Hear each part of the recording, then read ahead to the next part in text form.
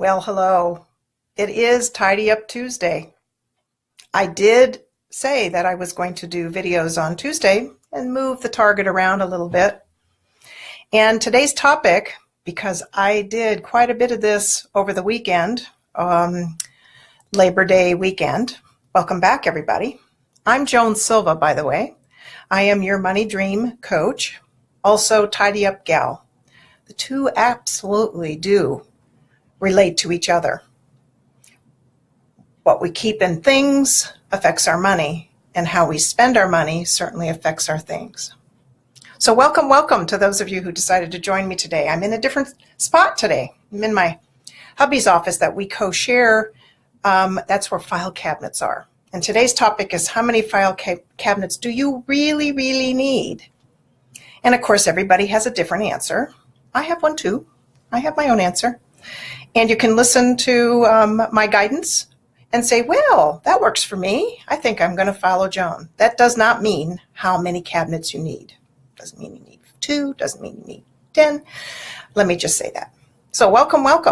I'm so glad that some of you are here. Robin, welcome. Alan and Rita. Jessica, hey, yay. You're back from your anniversary trip. Randy. And hey, let me see. Rita says, I'm knee deep in all my filing cabinets as you broadcast. Ha! You wouldn't believe what my office, this area, looked like on Saturday. My husband is a handyman electrician, and he was called in because of the huge amount of heat that was going on here in California, triple digits. Northern California, we get pretty warm here over the hillside. However, oh my goodness, is it really been ridiculously, outrageously hot. And somebody's whole house fan went out. And so hubby was called in on Saturday. So I thought, well, can't go outside much. Triple digits, 112 was not something I wanted to be out in. So I thought, okay, crank up the air conditioning and get your little tushy into this office. And you see this file cabinet behind me? My cute little teddy bear collection too. Yeah. And by the way, up here is my Piglet collection. I'm a Piglet fan. So right here's the file cabinet that, oops, I got to point the right direction, that I worked on. It's a 4-drawer. My friend Lori gave it to me when she moved. It's a lovely cabinet. And I promptly had it filled almost to the gills with all my stuff, my business stuff, my workshops, the trainings I've done. And I realized how many things I had in that cabinet that were old stuff, old Joan. It doesn't mean that the workshops weren't valuable. It doesn't mean that the topics are not pertinent to this day. Because by the way, I recognized when I went through this cabinet, the first time I taught the class how clutter affects your money was in 1999. And I was hired by a credit union to teach a fairly extensive 1-year program because of that topic. And of course, tidying up naturally follows suit. But I like the name tidy, because clutter feels heavy and nasty and something that's much harder to release. So tidy is hopeful, and that doesn't mean you're not moving out stuff. So let's go to, how many file cabinets do you need? So here's my 4-drawer one. Over in this corner, and by the way, that's business. Over here on the other side of the office is 2-drawer ones. If they stack, they'd be 4-drawer, just like this one. And there's one in our office closet where we keep supplies, and it has memorabilia. So this one, packed to the gills with my stuff, extra file cabinet for my husband's business stuff. And when I went through mine, I realized I didn't need 4 drawers. I actually don't even need 1 drawer. I'm down to 2 because I put 1 drawer with my workshop stuff, which, by the way, I'm the kind of person, I love to put my materials in a folder. I love graphics, and I do memes and all sorts of fun stuff, and I would glue that on the front of the folder. I'd put handouts in it, the sign-ups, who signed up for it, or any other materials I used, and I would save that. And periodically, like, clearing clutter, how clutter relates to money, I would reteach the class, so it was, valuable to keep that. I realized going through the drawers, why was I keeping all those folders and all those handouts? By the way, my business name changed from way back when. I used to be Silva's Financial Solutions. I changed it to Your Money Dream a number of years ago. So I'd have to redo the handouts anyway. So guess what I did? brought my garbage can over here. You should have seen the pile that I had going back behind me. And I took every single folder and I pulled out the instructor's booklet because I always kept one of those. I'd give handouts to the class and I'd have my own. I put instructor's handout on there, instructor's booklet on the front so I'd know it was mine with my notes. I only kept that. And folders and everything. I opened them up to make sure there was nothing valuable. Wouldn't want to toss out cash flow, would we? Never know when a check might show up. That's happened. When I cleaned out file cabinets a couple years ago, I found savings bonds worth $1,200 I hadn't cashed.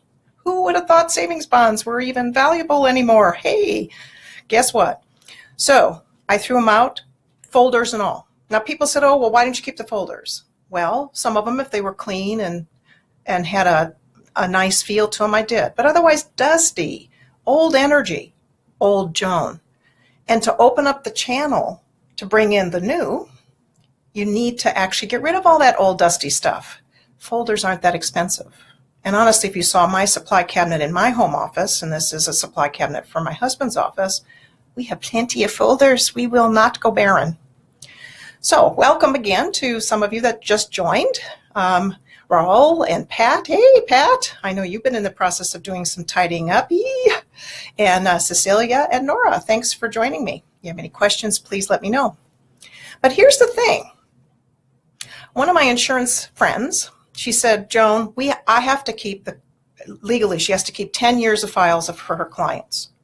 So what I tell her to toss, what I tell her to get rid of file cabinets that require her to keep.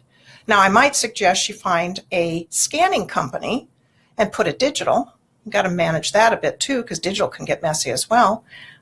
And get rid of file cabinets, because honestly, our physical space is pretty darn important. And what we're doing is just piling it up bigger and bigger and more and more. So here's the humorous thing. One of the file cabinets in this closet that's right here behind this wall, it's behind me.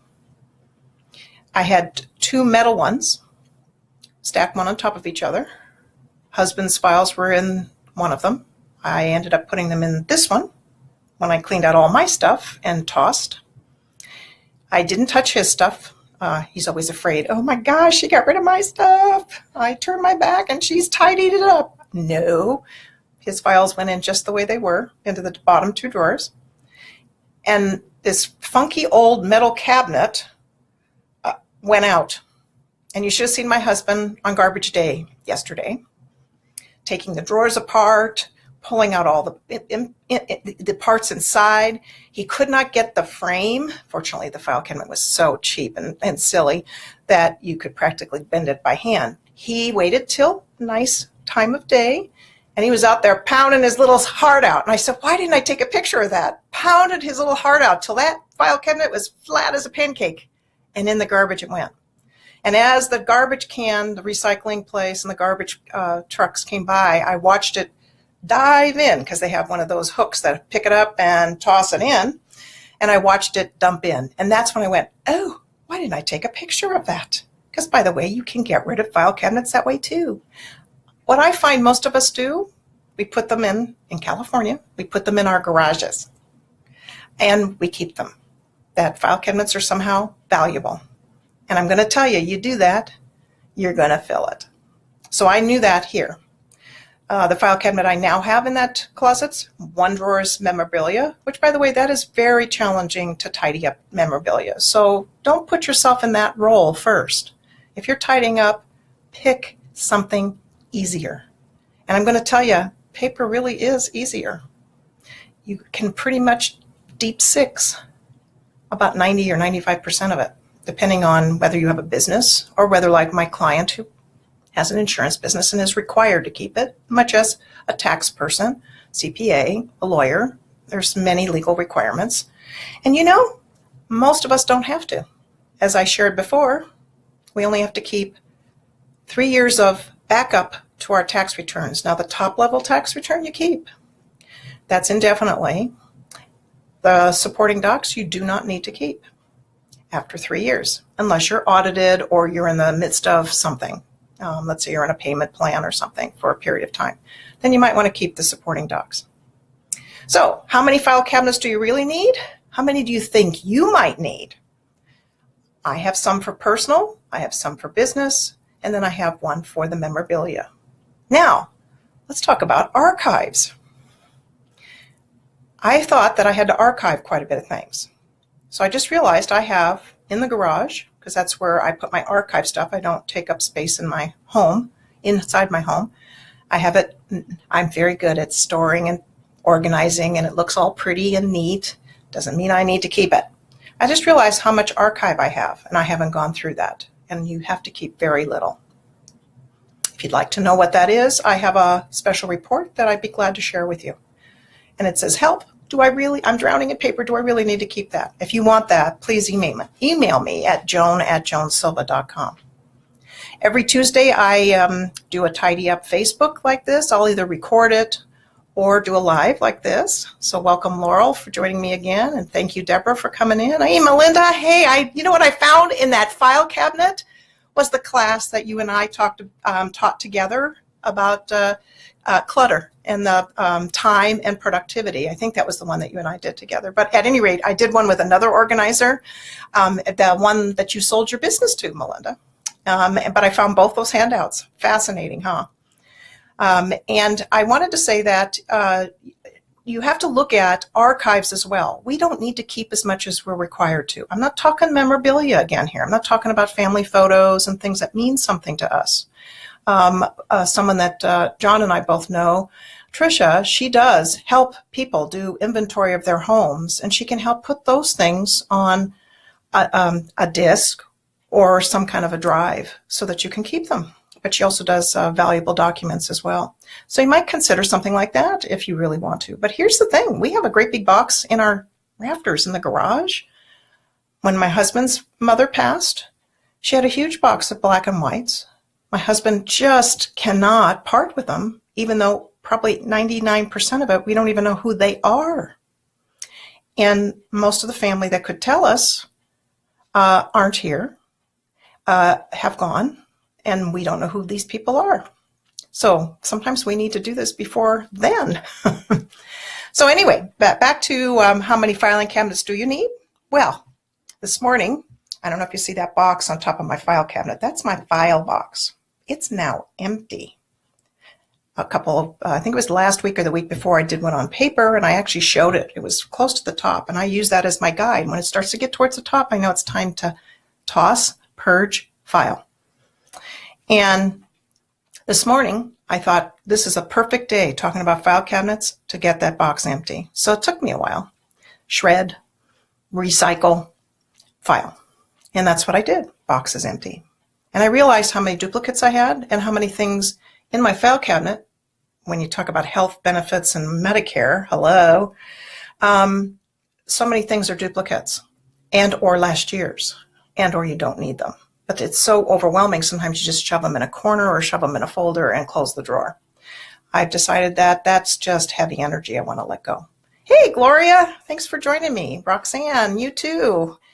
It's been forever since I've seen you, Gloria, but thankfully we're hooked up here on Facebook. Good to see you. Oh, my friend Janice, you're preparing for that Hurricane Irma. Thank you for taking a few moments out in that preparation. Janice is in Florida. Be safe, my dear friend. And anybody else that's in the path of the hurricane or the one that did so much damage in Texas last few days and last week. So blessed to you all. I appreciate you participating in my live Facebooks. If you would like to get every other Tuesday, which next Tuesday is when this will go out, my email list just for my tidy up people, I send out a past video or a current one done just for you. Sometimes I'll repeat this one and send it. Most of the time I'm sending past ones. And I also send articles. It's called Tidy Up Tuesday email. If you would like that, you can make a comment down there and say, yeah, Joan, here's my email, send it to me. Or private message me if you don't want your email all over Facebook. And say, yeah, add me to Tidy Up Tuesday. Tidy Up Tuesday is next week, and then it skips a week. It goes every other week, so you won't be bombarded with lots of stuff, but it is helpful. Again, I'm Joan Silva, your money dream coach. I actually had a business called Guiditude, which is guidance with an attitude of gratitude, and that still exists as well. I help people with hand-holding with their money management, their money tidying, and certainly things tidying. And then, of course, I'm your tidy up gal. Have a good Tuesday. Here in California, stay cool. Around the country, you guys need to put on a quilt or stay dry. Blessing to you all, and we'll see you next Tuesday.